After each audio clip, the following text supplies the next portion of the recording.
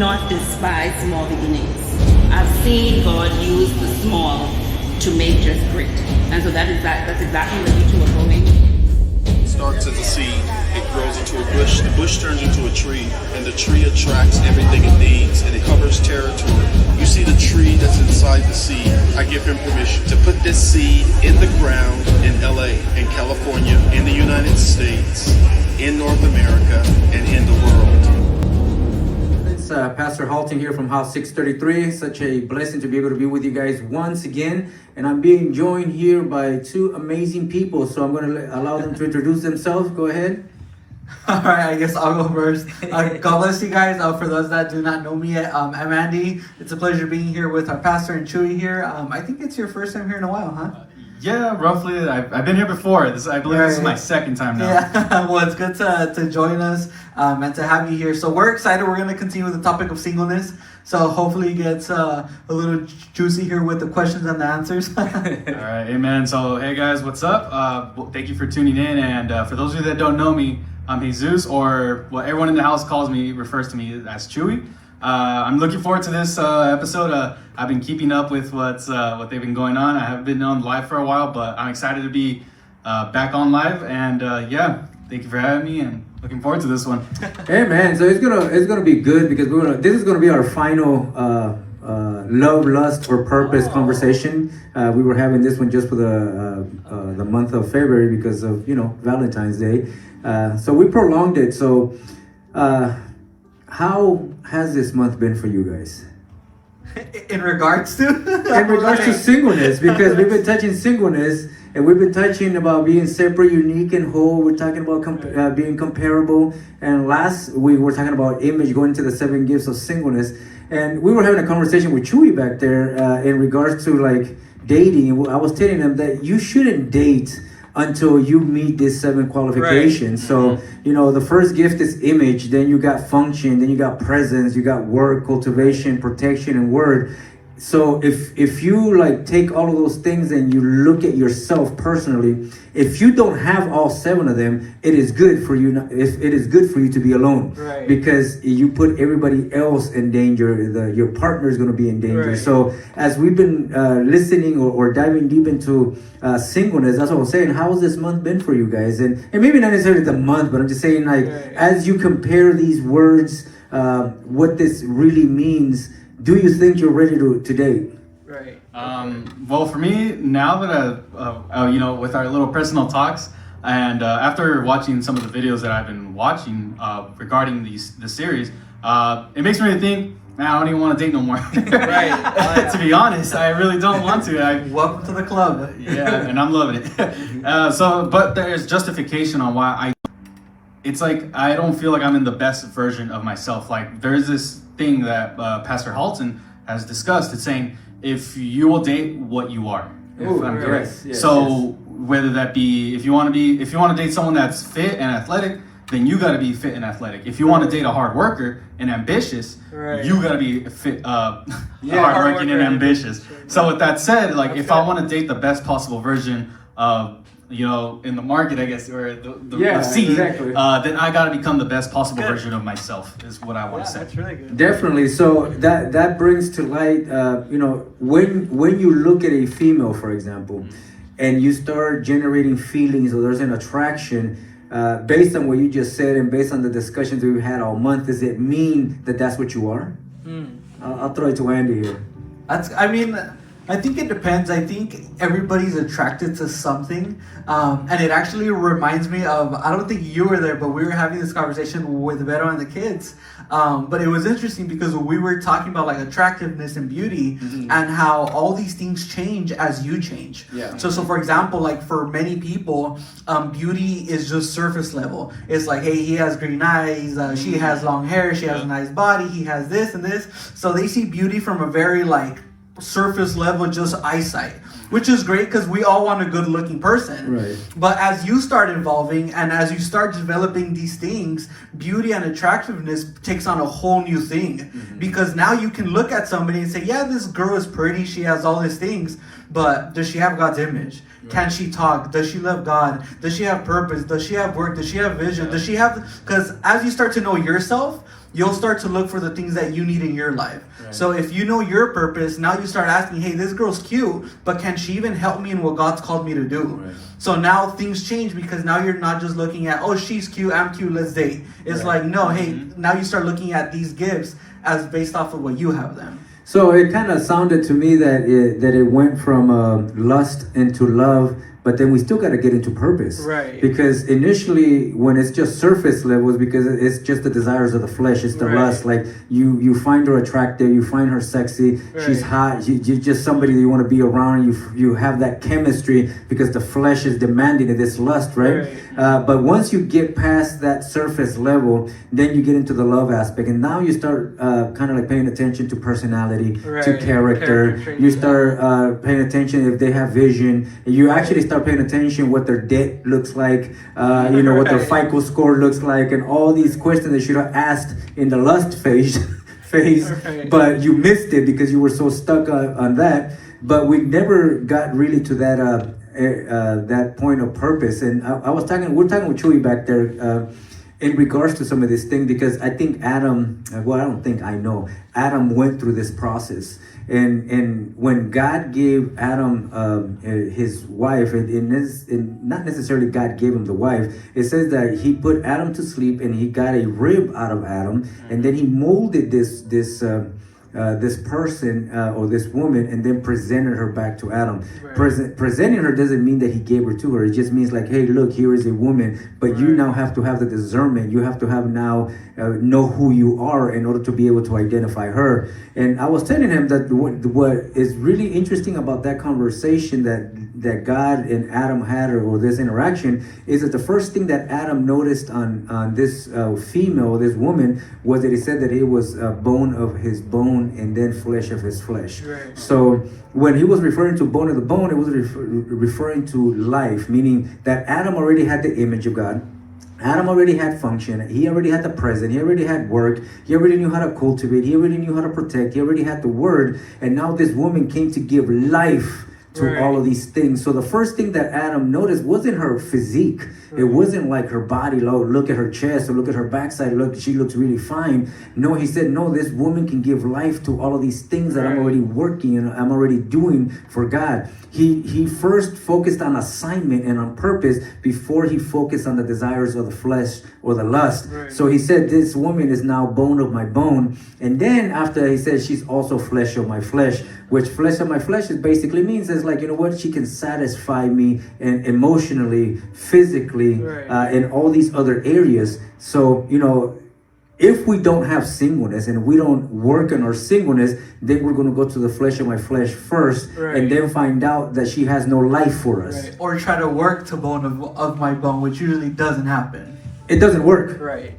Or I was gonna say, also I'll add on to the you just start determining when you're ready. Where you remember when I'm just gonna go back to what I was trying to say. Yeah, like so, what was the question that sparked all this, or the conversation? So it's not the question. I just wanted to go more towards this. You know how God, when God saw Adam working, and he said it's not good for man to be alone, and that's when he presented Eve. It can be detrimental when you determine to yourself when, hey, I'm not ready. I'm ready.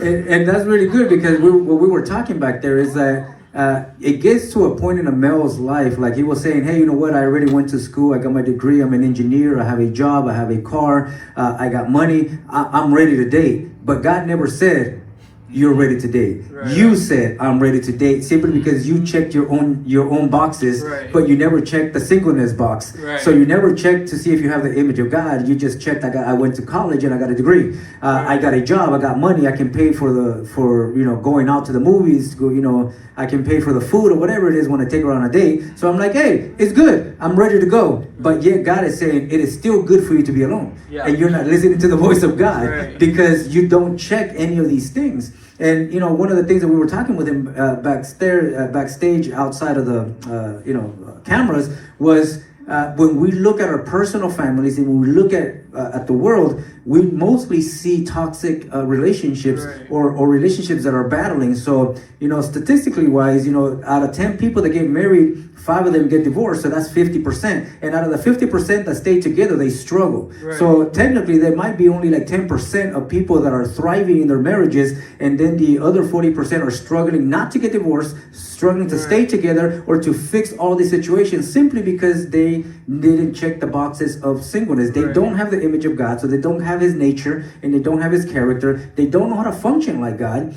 They don't have his presence, meaning that they don't know how to interact with God. I would say that if you don't know how to interact with God, you won't know how to interact with women.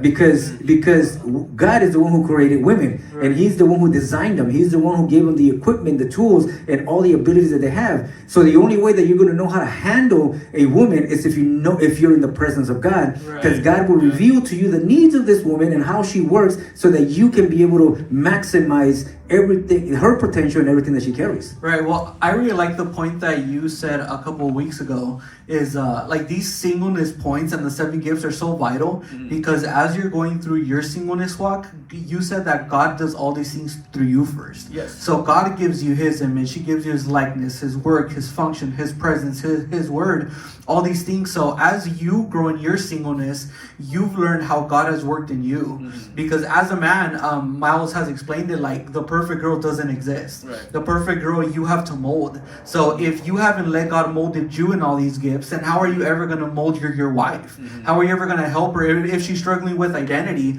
How are you going to help her with image if you haven't let God work in yourself with image?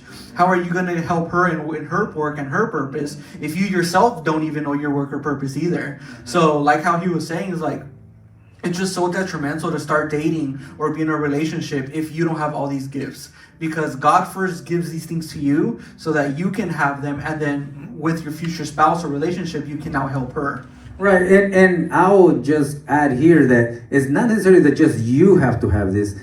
The female has to have them as well. It's not like you're going to give them to her. You can't give them to her. The only way that they can get the image, the function, the presence, the work, cultivation, protection, and the word is if they come back to the creator or the manufacturer, which is God. If the woman refuses to come to God or the male refuses to come to God, how are they ever going to fix that singleness situation? So it's not good enough for you to have it. You can't give singleness to another person. The only one that can give singleness is God. So these gifts are for men and for women, and they both have to work on them individually, independently. And until both of them have all of these things, that's the only time that they should date and get married. Because if they don't have it, they're going to become a detriment to their partner, because now they're going to demand from their partner something that their partner can't give them. The only person that can give you these things are God. And now you're looking at the other individual saying, why aren't you making me better? Why aren't you giving me satisfaction in this area? Why? And you're like, well, because I'm still working on me. Why aren't you satisfying me in this area? Or why aren't you helping me in this area? And you have now 2 individuals that instead of going to the presence of God, they're going towards each other and cause so much turmoil and conflict, which in turn we look at the world and we see the divorce rate being so high because people didn't work on their singleness, because they don't understand singleness to begin with. They believe that singleness has to do with them not dating somebody, but they don't understand that singleness has to do with having these gifts that God gave us, so that we can be the best version of ourselves, so that we can be able to be a benefit to the other individual. I just wanted to ask, since you've been covering these now the gifts, right? The gifts of the image, the gifts of function, his presence, work, cultivation. I just wanted to ask, what does it mean? Like, what does gift of image mean? Like, what is that exactly? So the gift of image, and we'll go through them real quick, and I want everybody that's watching, check this, Mark. If you're already married, you need this more than somebody that's unmarried. Take notes. Take definitely notes. So image means the nature of God, or the nature or the character of God. So you got to be able to look at yourself as a man or as a woman and be able to say, do I have the image of God? Meaning, do I have the character of God? And do I have his nature? Meaning, do you have love? Do you have patience? Do you have kindness? Do you have self-control? Do you have meekness? That's character. That's nature. Those are things that are unmovable in you. They're inherent in who you are as an individual. So if you don't have that character and that nature, how are you going to be able to support the other individual through their struggle, through their need, and how are you going to maximize them and help them reach their fullest potential if you don't even have the character to be able to carry it? You know, so another word of character is something that's unmovable, unchangeable. So this is the way that Dr. Monroe explains it in one of his books, and I really like it. It says that a person, characters are like a painting. Character is like a sculpture. Characters are like the letters in the alphabet, A, B, C, D. Why? Because they don't change. Right. No matter what you think, what you say, or what you do, it is still the same. Right. So can somebody do something to you and you stay the same? Can somebody say something about you and you stay the same? Can somebody reject you and you stay the same? Because your character is so stable, so strong, that it's unchangeable, unmovable. Or when somebody comes and say, hey, Chewy, I don't like you, your character changes.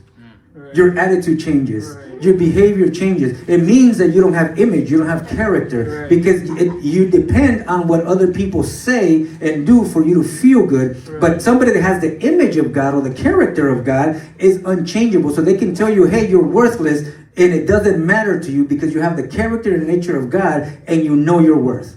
Right. So it doesn't matter what other people say. You have character. You're unchangeable. So another way Dr. Monroe explains it, which is really good, is it's like character is like also like being dead. It's like having somebody that is already in the coffin. So if you ever been to a funeral and you see somebody in the coffin, you can go to that person. You know that person is dead. You know, how do you know he's dead? Because you can insult him, cuss him out, you can spit on him, and the person won't react. Right. Won't do nothing back to you. It means that they're dead. There's a character. They're unchangeable. There's nothing that can happen there. So can people come and do the same to you and you're unchangeable? You won't react in a negative way. So image is one of the first things that God gives us to make sure that we are predictable. Right. Whatever we say right now, our yes is going to be yes and our no is going to be no, and there is not going to be any variation. So the first gift that he gives us is image, character, and nature, so that we don't change. And like I said, it's both for the man and for the female. So women are emotional beings. Right. So they need image so that they don't get moved and swept around by emotions. They already know what they want, where they're going, what they're looking for, and nobody can come in and sweet talk them out of it. Right. Because if they can be sweet talked out of it, they don't have image. There's no character there. There's no nature there. So women and men, they both need the image and character of God before they can even think about dating. Right. So just with 1 point, I think a lot of people have failed the test already. Right. Oh yeah. Right?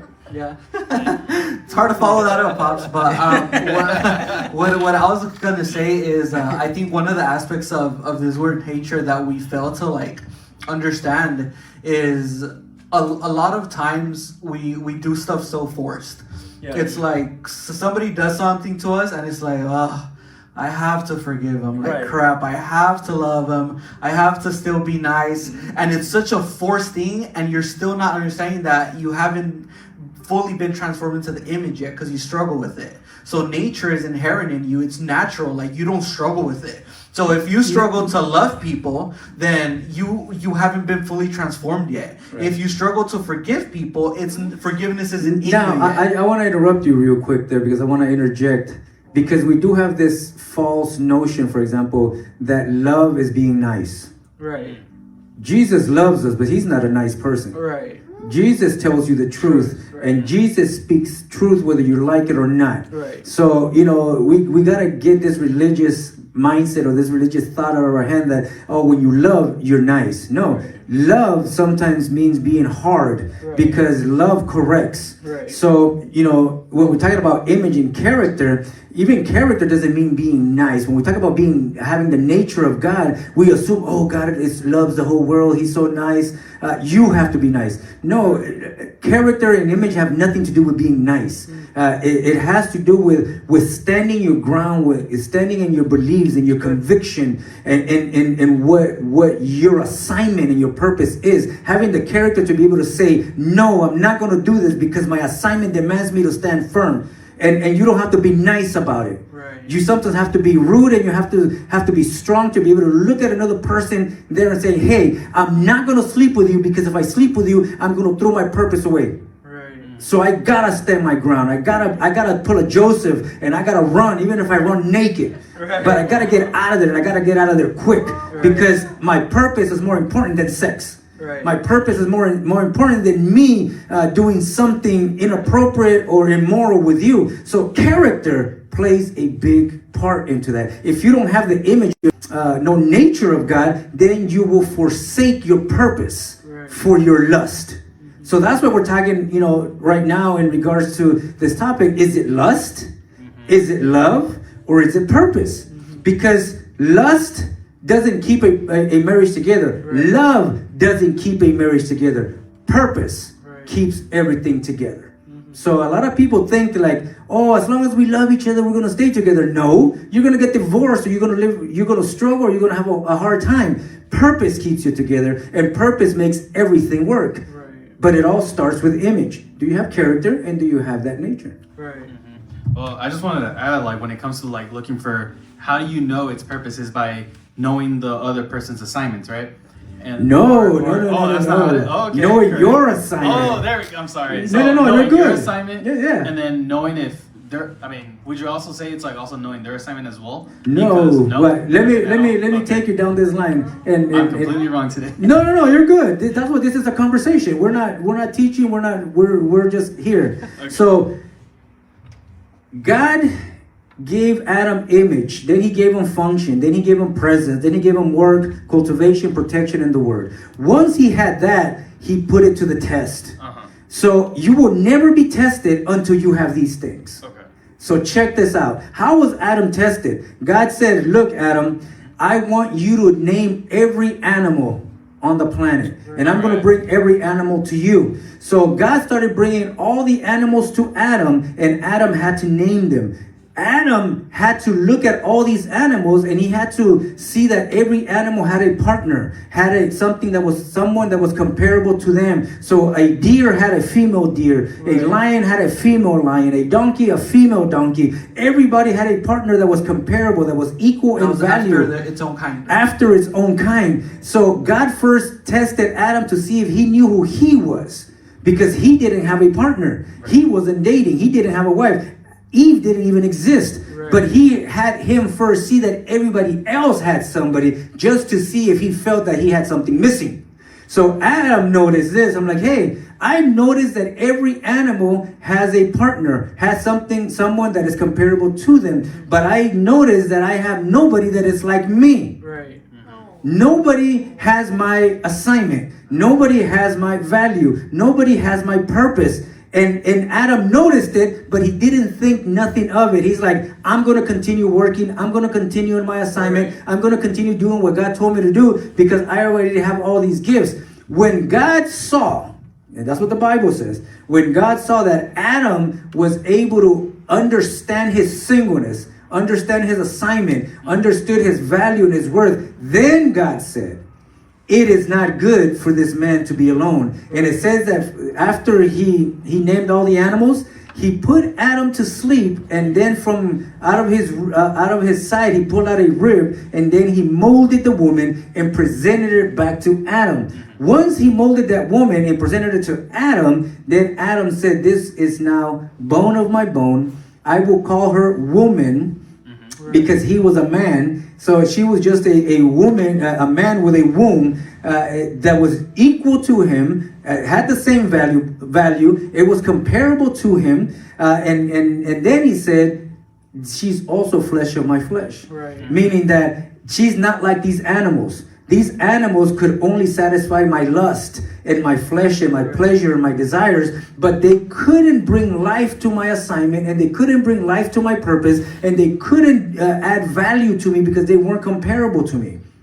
And most people, what they do is they bump into animals and they confuse them for a man or for a woman, and then they get destroyed by this animal because this animal can only satisfy the flesh but can't give life to the vision, can't give life to the assignment or to the purpose, and they find themselves in this toxic relationships with animals. They think that they're dating a woman or they think that they're dating a man, but they're actually dating an animal in disguise. Right. So, we have to be able to understand that if we don't have this image, this function, the presence, word, cultivation, protection, and the word, these 7 things, it's not good enough to have one. Right. You have to have them all. Right. And once you have them all, then God will say it is not good for you to be alone. Right. But as long as you're not actively working to pursue these things, then God will say, Chewy, it is good for you not to date because you might be an animal or you might choose an animal instead of choosing a woman.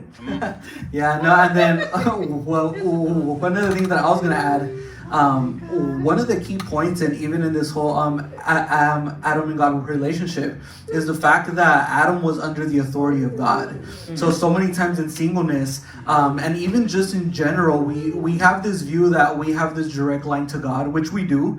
But the way that God functions is He needs people. He needs a person. So that's why having a man of God, having a pastor, a spiritual authority, a spiritual father is so key, because all these points you find, and it's the quickest way if you're under authority. So when you're under authority, you learn assignments, you learn purpose, and you learn all these things because you're serving your authority. You're serving your authority's assignment. And as you serve his assignment, you get your assignment. As you help and serve their purpose, God gives you your purpose. So all these things, even with Adam received all the instructions from God. Adam just didn't go out and start doing whatever he wanted to. No, God told him, go name him. So he went to go name. God said, do this, cultivate. So he only did what his authority told him to do. And once his authority saw that he was ready, then his authority was the one that presented him the girl. So many times, singleness is so dangerous because you don't want to come under authority. You try to measure yourself up to your own standards and thinking that you're good. But if you were under authority would tell you, hey, you're not ready yet. Or hey, you still need to work on this. You still need to fix this. So that's why singleness is best when you're under authority. Because your authority will protect you. And when you're ready, he'll let you know, hey, you're good to go. Go for it. Yeah, and that's the hardest thing when it comes to dealing with adult people, because adults think that they don't need to be under submission or they don't need to be under an authority. And if we really want to study the root or the foundation of singleness, is basically it is the will of the Father to give you a woman once you're ready. You don't get to decide, and this is the hard thing about our culture, and it's the hard thing about the times that we live. We live not only in a democracy, but we live in a time where love is so free. I was talking about in a couple of sessions ago that men give love for sex and women give sex for love, right? Yeah. So we live in this culture where we've been trained and to be able to find love in that manner.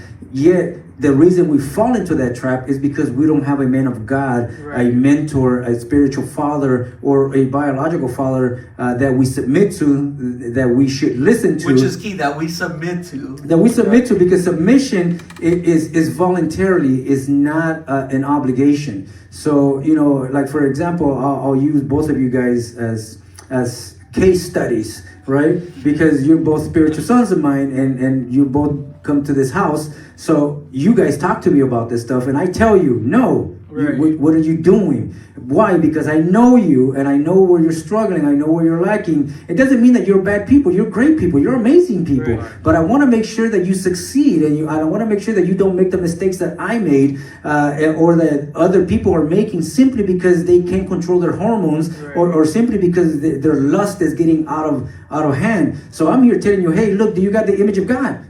Are you functioning like God? Are you out of debt? Are you paying your bills on time? Can you pay your rent? Are you doing these things? No, I'm struggling with this. Then you can't date. Why are you looking for a girlfriend if you can't even pay your own rent? Why are you looking for a girlfriend if you're freaking indebted?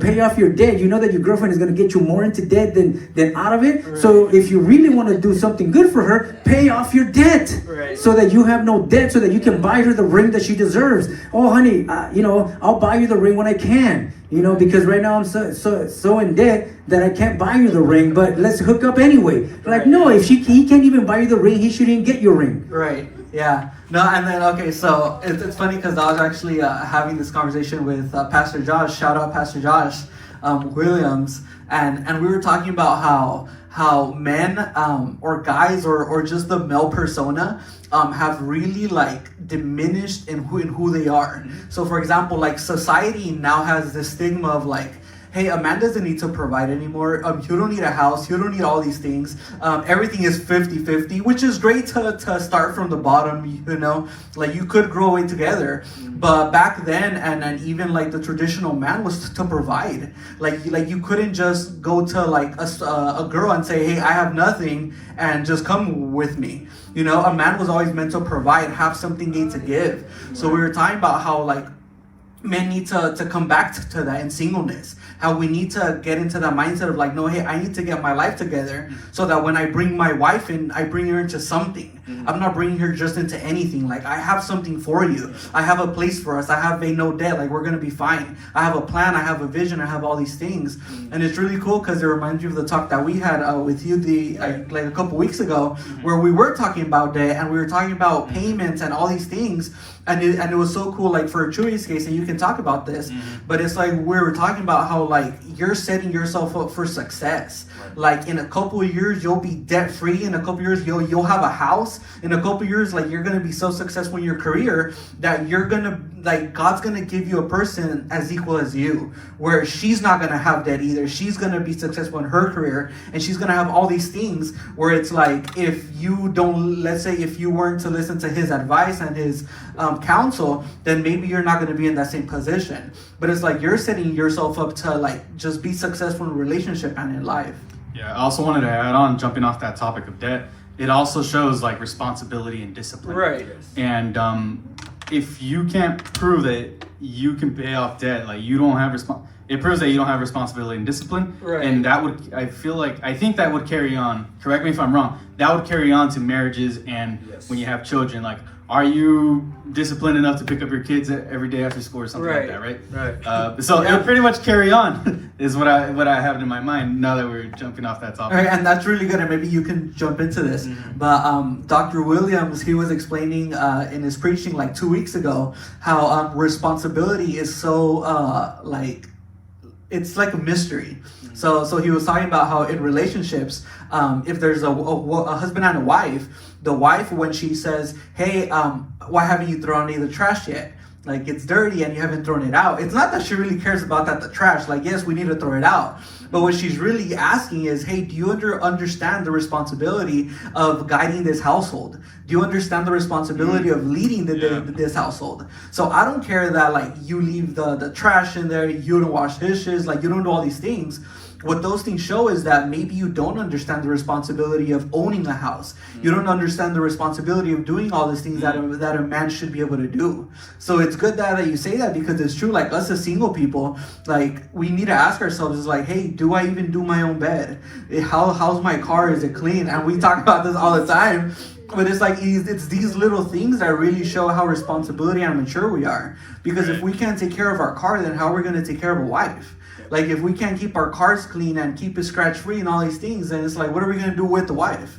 Well, God will always give you an apartment first before he gives you a house. Right. Because he wants to know how responsible you are. So, you know, I'm going to talk here from experience, and I'm a guy that always thinks like into the future. Like I don't wait. Like, for example, if I see the water bottle almost empty, I don't wait for it to get empty. I go refill it before it even gets there. I'm looking ahead. If I look at the trash, I don't wait for it to fill up. Sometimes I just take it out and I put a new bag in there. If I look that there's eggs or milk or whatever, anything that might be missing in the house, I see it before I need it. So I don't wait for me to need something for me to do something. something. Right. If I see something going on around the house that needs to be done, I get it done. I see it. I see the car that is almost on empty. I don't wait for my wife to tell me go put gas in the car. I'm responsible enough. Right. I don't have to have her tell me none of these things.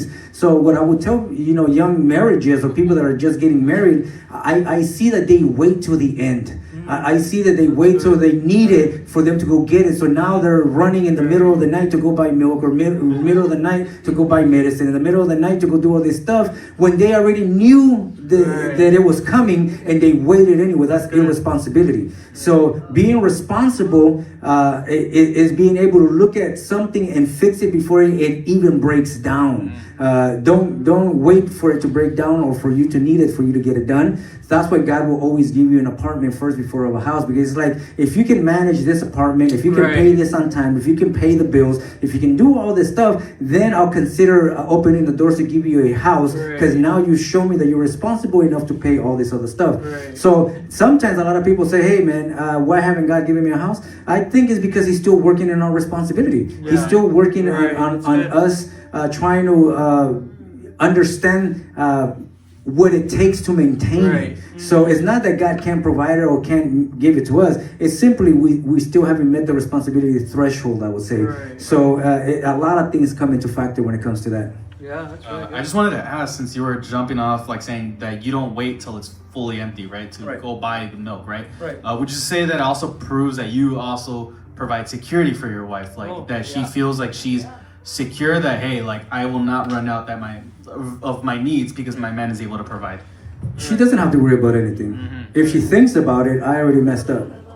So if she even has to ask me for it, I think that I didn't do my job correctly, and I have to be more proactive in that area. So like when we go out with my wife, she's like, I didn't bring my wallet. I'm like, why do you have to bring your wallet? I got mine. Like, oh, I didn't bring this. Don't worry about it. I got it. It's like when I look at my wife and she leaves stuff thrown, like she lays things down everywhere, leaves her phone, her AirPods or whatever, her tablet, whatever she leaves it at.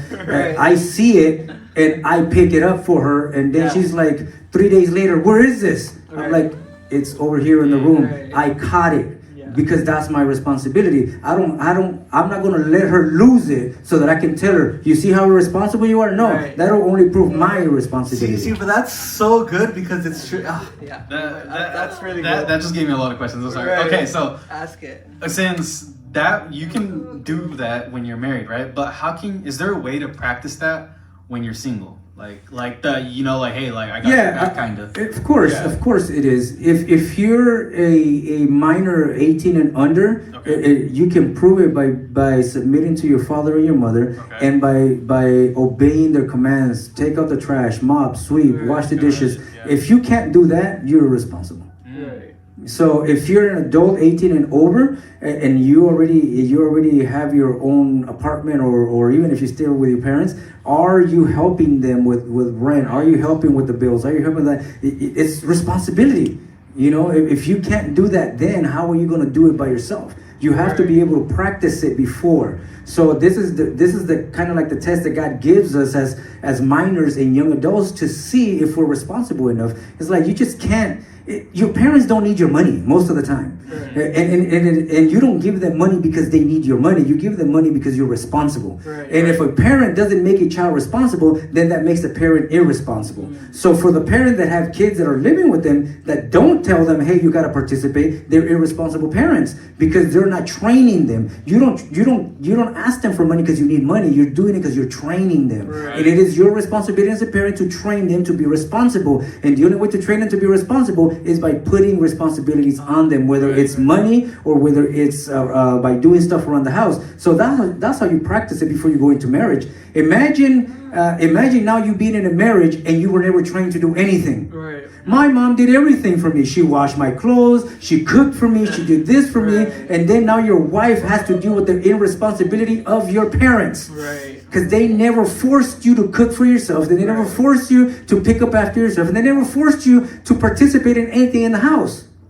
So now instead of coming into the marriage per se and saying, I have my income, you have your income, we put them together, and now we're going to advance. Now you come to to the marriage thinking, I'm still going to be irresponsible with my income and I want you to cover everything with your income. No, you became one. There are no separate incomes anymore. It's one income. But it can create an issue if one in the party is irresponsible. Right, that is so good. Okay. Does that answer that question? Go for it. Yeah, in a sense. I think I was more aiming towards like, because I feel like you like it's like you pretty much provide for your wife and how like you got her back. You know, like, hey, you see AirPods lying around, you pick it up. Right. And if you see, her pair of shoes like laying around and you just pick it up and put them in its right place. I think I was more gearing towards like, I feel like, do you think your response would be the same? I think I was asking more towards that. How do you practice that? If that makes sense.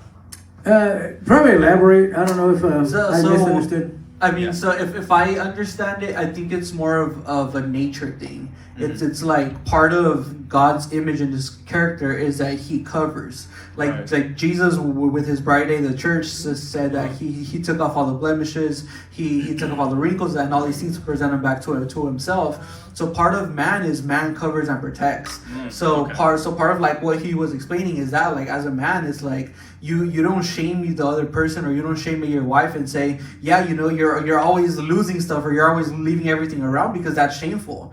As a man, if let's say your wife does leave stuff around, you cover. Right. So that's why you pick this up and you pick that up and you do all these things because you're covering. So because again, you guys are one, so you can't just say anymore, oh, you're like this, because if she's like that, she's a reflection of you. Right. So it actually means that you're like that. Right. So that's why and that's a very good point, because like I said, I don't do those things for her. Right. I do those things because it's me. Right. So I'm like that. Right. I'm responsible. Right. I'm disciplined. I know where my things are. Like, I don't lose my keys. It's very rare when I forget something. Right. It doesn't mean that it doesn't happen, but it's so rare. It is. And that's part of like character. When something happens and people are like, whoa, like you lost your keys, that it means that your character is that you never lose keys. So when something does happen, it's like an anomaly, like, whoa, like really? Like you forgot your keys? It's like when you're on time all the time, and all of a sudden one day you're late. Right. And people know that you're late because something must have happened, because they know your character. Right.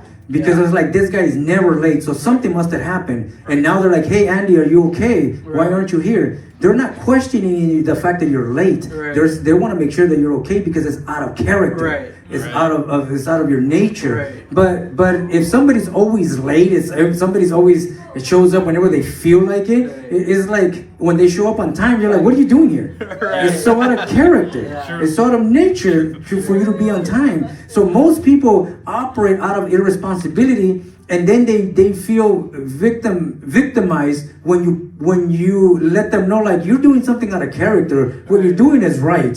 Why are you doing it right? You always do it wrong. It's on God. Yeah. Yes.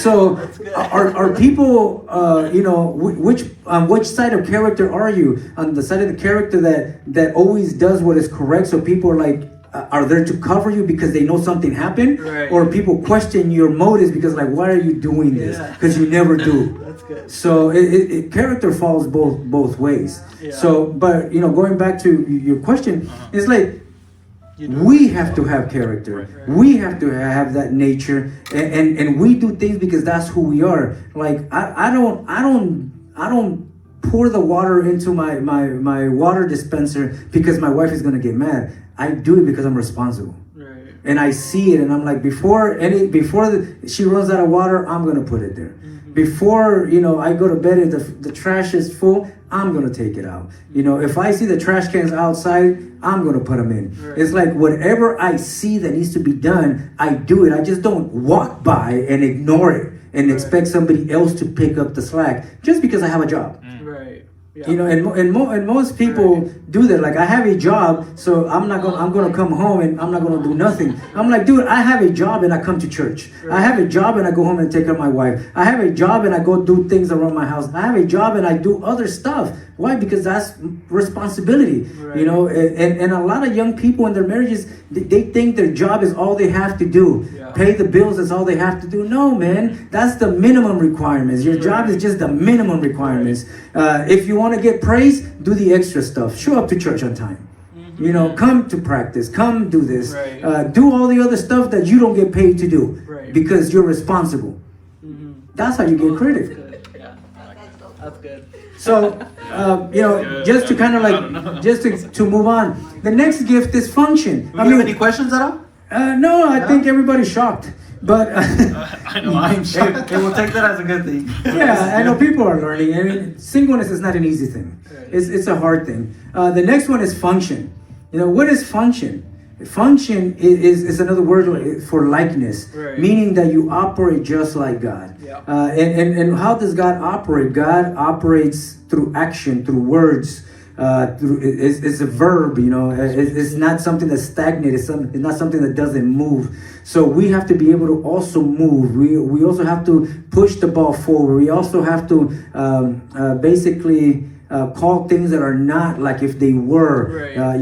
We have to confess the things that we want to see. We have to visualize it, and then we have to go after it. That's what vision is. Vision is simply visualizing it. That's what I was talking to you back there. I'm like, you know what? It's not good enough that you know that you have to pay your debt and you owe this, you owe that, and all this stuff. Put it down in black and white.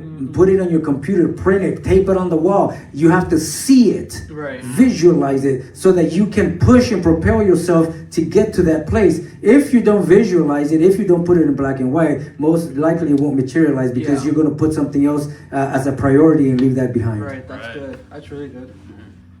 Show you anything? If not, that's okay. We'll move. Yeah, I got nothing right now. Good. The other one here is presence. So, we already got image, we got function, now we got presence. Presence has to do is, can you reconnect with the Creator? How is your prayer life? How is your devotional life? How is your relationship with the Father? Can you come into His presence, or is it hard to connect with Him? Is it hard to be in church? Is it hard to be praying? Is it hard to read the Word? Is it hard to read secular books to get you into contact with God? How is the presence? Because the presence of God is the only thing that would allow us to function and to grow. Right. So if a man does not have the presence of God, how can he make you better? If a woman doesn't have the presence of God, how can she make you better? The presence of God is the soil to our seed. Right. So if we don't have the presence of God, then how can we plant a seed that is going to be fruitful and productive? So there's a lot of people that don't have the presence of God. So the question is, even if you met him at church, doesn't have the presence. Right. Yeah. You will know very easy, because in the presence of God there is no immorality. Right. In the presence of God there is no deceit, no lie, no none of these things. So if he's able to lie, to deceive, to trick you, to deceive you, those are not characteristics of God. Those are characteristics of the devil. Right. So just because you met him at church doesn't mean he's a son of God, he's godly, or that he qualifies today. He might not even be the son of the devil. I don't want to go that far, but he might not be qualified for dating yet. Right. So if you did not meet him in his presence, then you shouldn't date him. If he doesn't function on him, you shouldn't date him. If he doesn't have the image, you shouldn't date. Right, and then the thing about presence too, and we've talked about it, but presence is a 24/7 thing. Yes. It's not just when he's at church, I see him, and he raises his hands and he does all these things. It's amazing. Look, the quick measuring stick for presence is what he tries to do to you in private. Right. Okay. Yeah. So don't give me that I go to church stuff. That doesn't impress me at all. But what he tries to do, or what she tries to do, it works both for the man and for the female. What they try to do in private will manifest if they're in the presence of God. It's not what they do in church. Ain't no fool in church going to expose themselves or in worship or anything like that. It's in private where this happens. So if in private they're able to do something that God wouldn't approve of, then they're not in his presence. That's the flag right there. But since you don't know singleness, you get fooled by it. That's why we need to teach what singleness is, so that you're not fooled by somebody that pretends to be in the presence, but as soon as you're in private, they try to do something that has nothing to do with the presence of God. Right. See what I'm saying? I didn't understand. So, I wanted to ask, so would you say this, what I'm about to say, falls under this category? So does he bear fruit? like not just leaves but fruit. Right, and it goes back to what Jesus says. It says that a bad tree cannot produce good fruit, and a good tree cannot produce bad fruit. So if this guy is a good tree, even if he has a temptation, because we're men, like for example, we'll go back to Joseph. Joseph was given a proposition by the wife of Potiphar and said, hey, you know what? Potiphar is never going to find out. And if you have sex with me, Joseph, I will make you master of the house, and everybody is going to have to obey you and submit to you. And Potiphar will never know that me and you are hooking up. And Joseph didn't sacrifice the image. He didn't sacrifice the function. He didn't sacrifice the presence of God. He said, but it didn't mean that he wasn't aroused. And it doesn't mean that he didn't have desire. And it doesn't mean that he wasn't, that his body didn't react. The scripture says that he had to run out of that room naked, which means that they spent enough time in that room to take off his clothes.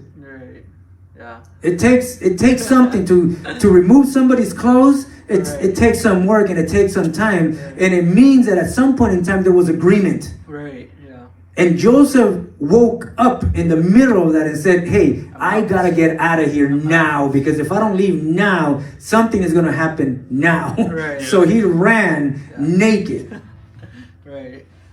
Most people, once they're naked, they say, well, I'm already naked, so I'm here. Let's just do it. Might as well. Might as well. And the answer is like, no. I thought of it already. Even if you're naked, leave. Get your clothes, whatever you have to do, get out of there. As long as it's not consummated, you still got a chance. But once it's consummated, you're pretty much done. You know, so pull a Joseph, run, man. It's like there's no shame in that. But in today's society, people will shame you for running. But if you want to be able to have these gifts of singleness, you got to run. Yeah, man. I think like as you go through these gifts and everything, especially like for guys, like I think we're always like confronted with that. It's like how you said, like there are moments of agreements, but then it's like something clicks and it turns out like no, like I was, but not anymore. Like I'm out. Yeah, that's crazy. Let's go to the next one, which is work.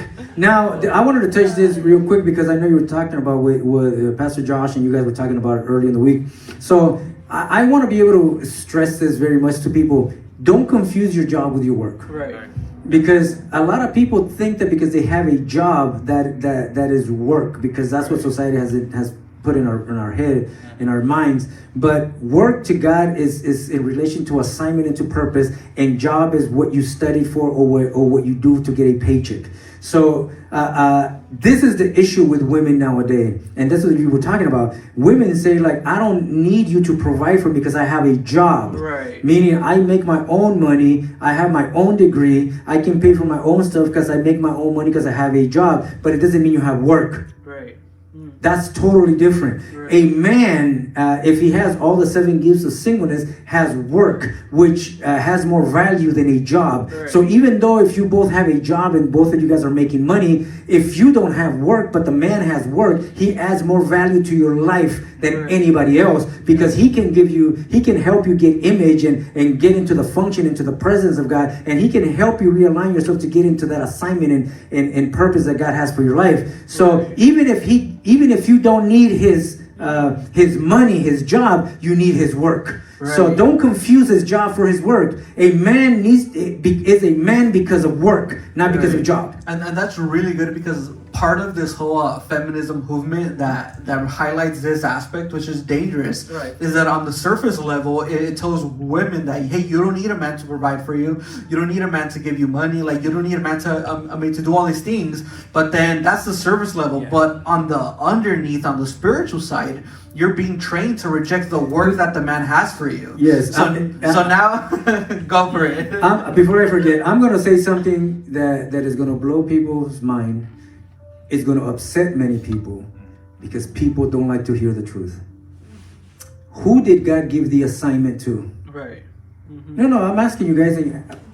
Answer me. The man. The man. Adam, right? So then he said, I'm going to give you a helpmeet. Somebody that's comparable to you. Right? So that they can help you. do women have assignments? Ooh. Their assignment is to help. Yeah. Right. So don't confuse your job Right. as your purpose, Right. as your assignment, as I don't need the man, because the assignment was given to man. Right. And the woman is the help meet. And she was given to man to help the man fulfill the assignment and the purpose that God gave him. Right. So even if you don't need the man for a job because you have your own job, You you need him for need the purpose. man for purpose. Yeah. Right. And this is what we're talking about: lust, love, or purpose. Right. You need the man for purpose. Without the man, there is no purpose because you're a helper. The woman is a helper. Right. Yeah. She's not the carrier of purpose Right. or the carrier of assignment. She incubates. She incubates. She's a helper. That's what her design is. And I know that it is not a popular thing to say, especially in our feminist movement, even in the body of Christ. Why? Because now we have this, this thing where, women need to break free of all this stuff. No, women need to come into submission so that they can find the right male to help fulfill the vision. Right. It's not that the man has one vision and that the woman has another vision. That's division. Right. There is one vision. Right. Women can have as many side hustles, let's just use that word, or many hobbies or many things that they like to do, but the only way that they can fulfill purpose is by helping their man fulfill purpose. Right. That's so. What is the purpose of the man? What is what did God sent him to do? What was his assignment? What was his calling? Because that's why God presented you to him so that you can help him carry that. Right. That's how you become life, bone of his bone. Give him life to him. So I know it's not popular, but bottom line is, we got to make some corrections in this stuff. Right. Because women now think like, I'm going to marry this guy. He has his purpose and I'm going to go follow my purpose of God. What purpose? Right. Right. Very unpopular. Yeah. But show me in the scripture Right. where God said that women can do their own thing separate from men. Right. Male and female need each other to fulfill purpose. Yeah. So, let's just use the terminology of electricity. There has to be a female to the wall, and there has to be a male that plugs into it for it to work and purpose to be fulfilled. Right. Female can't work by itself, and male can't work by itself. Yeah. It needs a female or a male counterpart to come together to activate purpose. They work together. They don't have separate purposes. Right. Their uniqueness, their separateness, their wholeness, and the coming up together makes it work and makes that purpose come alive. Right. So, you know what? If you don't need the man for his job and for his money, you need him for purpose. Right. And you need him for assignment. You need him for work. So don't get that wrong. Right. Don't get it twisted. Don't get it twisted. It's good. Yeah, no. Took the words right out of my mouth. Yeah, same. I don't even know what to say. I was not expecting it to go in that direction, but I liked it. That's what I got. It's good. Yeah. Any questions on there? Yeah. Yeah, there is a question. Until a woman enters into marriage, is her purpose to be under submission to her authority? Sheesh. Anybody want to tackle that one? Yes. Yeah. Yes. A woman is always supposed to be under submission, always under authority. A woman, and you've taught this so many times, but a woman is never out of authority. So until you have a husband, you are under your father or Spiritual, mentor, or Right. biological, whatever Right. it is. Yeah, because then once you've submitted and you're under the authority, like I said, of a spiritual father or biological, you literally get transferred. So you're never out of authority. Because once you get married, it's your father that walks you down the aisle and literally hands you now to your husband, which is now your new authority. So women is always under authority. Right. So for any unmarried woman, whether minor or young adult or full-grown adult, Right. you need to be under authority. Especially full grown. Especially full-grown. And I'm talking 30s and over, for example. Right. They like, I'm a woman, I can do whatever I want. No, find yourself a mentor, find yourself a spiritual covering or a spiritual father or a pastor, submit to them, and then just wait out the process. You just can't go out there and decide, well, I've been messing up my life all this time, I'm going to continue messing it up. No, Right. submit to somebody so that you can correct your life. So, Right. yeah, a woman always has to be under authority. Yeah, that's good. Cool. Next one here, and we're going to go fast here because of the sake of time, is cultivation. A man a man and a woman, both of them have to have this, and that's cultivation. What cultivation means is to bring out the best out of something. So it means that as a man, you got to be able to look at the woman and be able to bring the best out of her, release that potential, release those abilities, release all the tools that God already gave her, remove all the insecurities, all these things that prevent her from becoming who God wants her to be. And the woman has to do the same thing for the man. She has to help him overcome certain things. So she has to know how to cultivate, how to bring out the best. If you're not a cultivator, if you don't know how to bring out the best out of somebody, you should not date and you should not marry. So, like I said, if the person that you're dating, the only thing that brings out of you is frustration, he's not a cultivator. Do not date. Do not marry. Leave that person. If the only thing this person does for you is get you angry, makes you cry, makes you feel insecure, all of these things, he's not a cultivator. You should not date. And vice versa. If the woman does the same thing, because women make men feel like crap sometimes too. So they come and tell you, oh, you're not man enough, or you can't do this, or you can't do that. That's not a cultivator. That is something else. Don't date that woman, because that woman is dangerous. She's going to kill you. She's going to kill your spirit. She's tearing down her own house. So you have to have the gift of cultivation. Right, and then one thing that I forgot to add in the earlier point, but for women to kind of give them a little boost, but it's like the fact that their helps and their helpmeets or their the ayuda idónea, or how you say it in Spanish, but you've explained that how helpers either are at the same strength or they're even stronger. Because you can't help somebody if you're weaker than them. Right. Like if you're lifting 50 pounds, if I can't lift as much or more, then I can't help you at all. So just to kind of like emphasize that the fact that they're helpers means that they are strong, or usually even stronger than the man. Right, and I think that that's very important to understand, because we hear this word fragile. It says that women are a fragile vessel. Fragile does not mean weak. Fragile just means that it's delicate. That you have to protect it and care for it more, because it can break easier. So usually something that's fragile is very expensive. So handle with care. Handle with care. It doesn't mean weak. It just means that it's more valuable. So you have to care for it more. And this is what people don't understand. Women are fragile, but they're not weak. So, you can damage them real quickly because of their value, but but it doesn't mean that they're weak at all. They're powerful. They're equipped by God to do things that we're not even able to do ourselves. And God designed it that way, and He wants to make sure that the man is secure in his singleness, so that he doesn't feel threatened by how powerful the woman is, so that he doesn't feel insecure when this woman is making more money than him, has more degrees than him, has more talents than him, has more gifts than him. He just needs to understand that all of those gifts, all of those talents, all of those abilities, all of those degrees, all of that money, God allowed this woman to have, so that she can come and help him with his vision, purpose, and assignment. So it's not so that man can feel insecure, like and put her down because he makes 50,000 and she makes 100,000. No. Now you make 150,000, and God sends you somebody to help you to get you to your purpose much faster. It's not there so that you can feel insecure and belittle your wife. That's foolishness. It's not understanding assignment, purpose, and not understanding, how God works. Cool. Number 6. Number 6 is protection. So protection is very important. Protection is she safe with us? Is he safe with me? So, like I said, it works both ways, men and women. According to Scripture and according to Jesus, the safest place for a woman is in the arms of a man. And the safest place for a man should also be in the arms of a woman.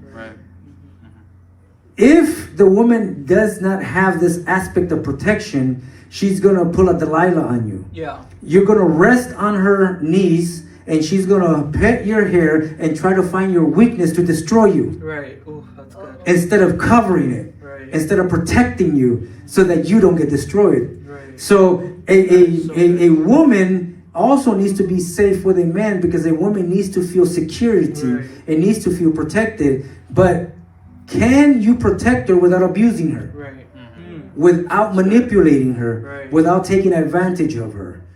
So if a man doesn't have this gift of protection, then a woman is very is in danger with man, because man is gonna activate his lust instead of activate the purpose aspect and do things that he shouldn't do. Yeah. So it says, should a woman submit to his husband if he is barely abusive? Or that's what it says? Yeah. That is a tough question, because abuse is never okay. Right.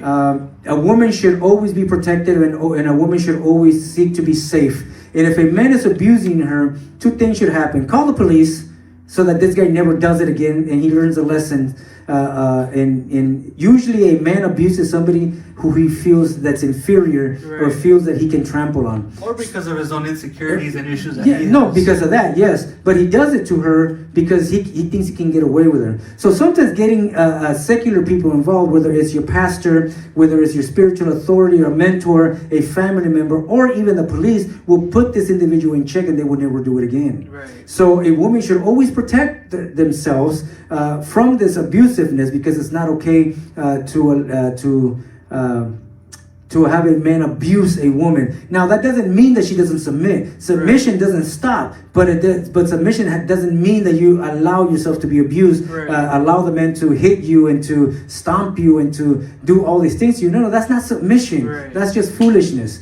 Submission is something that is voluntary, because it means that you trust the man's leadership Right. towards the family and towards the direction of the assignment and the purpose. So that's what submission is really for. Submission is just trust. Right. I trust that this man is leading me in the right direction, and I trust that this man has the best interest of the family. I trust that this man listens to God, so I submit to him voluntarily. Right. But if this guy is abusive and he's punching you and hitting you, do that? No, send him to jail. Right. You know, it's like call the cops on him or do something. Or what if there's no hit? It's just verbally abused. Verbal abuse, then the woman bring needs her to be down. secure on herself, and she'll be able to stand up for herself. She has to be able to say, hey, you're verbally abusive. Don't do that again. You need to stop. Because sometimes men do it on purpose, and sometimes men don't realize that they're doing it. So they need to be able to be called out, so that they can see, hey, maybe my tone is too hard, or Right. I'm too harsh or rash. I need to change the way that I talk. I need to change these things,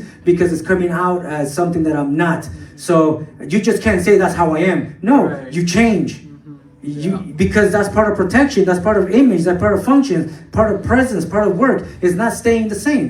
It's you gotta change. So hope that answered the question. good. And then the last one 7. is his word. Do you have the word of God? Do you know his word? Do you understand his message? Can you interpret it correctly? Can you teach it? Right. So if you can't do these things, then you shouldn't date. Right. And if you're already married, you better start working on it, because it's your responsibility. God gave every man and every woman these gifts, and when he comes back, he's going to come ask every man and every woman, hey, why didn't you work on your image? Why didn't you work on your function? Why didn't you come into my presence? Why didn't you work? Why didn't you cultivate? Why didn't you protect? And why didn't you use my word? Right. What's your excuse? So he's going to say that to both men and women. Both have to work on these things. So it's not just the responsibility of the man to do it. Of course, as the leaders of the family or the leaders of the relationship, we are responsible for having this before we date, before we get married, so that we can lead effectively, teach effectively, and be able to have an answer to every question our wives Right. has, and be able to address any situation that arises. Right. And yeah, that's good. I was gonna say something, but it's outside of my pay scale. So. Amen. So, I mean, I think we went through all of them. And just because it was the last one, I wanted to kind of touch a little bit and skim through all of them. Hope this is a blessing to every single person that listen. If you guys have any questions, put it here in the DM. We'll answer later. Or just send us a private DM and then we'll answer it there. Or show up to church and we'll answer it here. Right. Whatever you want to do. So, any parting words? All right. Well, I can go ahead and wrap it up. So, just like what Pastor said, these are pretty much the 7 gifts of singleness, and these are the requirements. to be dating. So the image, the function, the presence, the work, cultivation, protection, and his worth. And if you don't have any of them, you shouldn't be dating. You gotta have all 7. If you only got 6, then you gotta work on that last one. I just wanted to end it up with that. And if you're married and you don't have any of them, then start working on those. And then I just also want to extend the invitation for Fridays and Sundays. Fridays we got the Kingdom Mentorship, and it's a more intimate session, where we got where we get to ask questions, dive into the Word, and we also have our Sunday services here at 1 p.m. Right? Yeah. Yes. Okay, 1 p.m. Gotta make sure my information's good. So as we were talking about, I just hope and pray that this blesses people, that it helps your relationships grow. Growth can seem as separating too, so don't think that this that is the means best that, growth sometimes, Right. because it would allow you to focus on yourself. Exactly. And build more. A lot of people think that breaking up is detrimental, but sometimes it's more detrimental to stay. Right, yeah. So if you're walking through this singleness walk, I would say come under authority. If you're by yourself, you're not dating anybody, even better. Go under authority and work through these things. And if you are dating somebody, if you are in a relationship, it's best for both of you guys to come under mentorship, to come under authority, so that way you can receive the correct guidance. And like I said, whether it seems to stay together or to separate. Well, that's part of submitting, because if you're already dating and then all of a sudden you say like, oh, God is pressing on my heart that I ought to come under submission. So you go to your pastor, your spiritual father, your mentor, then that will also put into will reveal to see if you take instruction and if you obey. Because what if your spiritual father says, hey, break up with them? Right. What if your mentor tells you break up with them, or your pastor, hey, you got to break up with them? But it's complicated, Pastor, but it's this and that, and you put excuses instead of just obeying and just following the process. He's going to get mad and he's going to do this. Well, let him think whatever he wants to think. He's not submitted to me, you are. Right. So whoever submitted is the one that has to obey, because if you don't obey, it shows that you're not submitted. Right. Oh, good stuff. But yeah, so we're wrapping up with that. If you do want to partner with us financially, whether it's a tithe, an honor seed, or offering, you can do it through Zelle at honorseed@house633.com. So yeah, we'll pray over everything, and just thank you guys for joining us. Hey man, thank you guys for joining us. We'll see you here next time. To the King. To the King.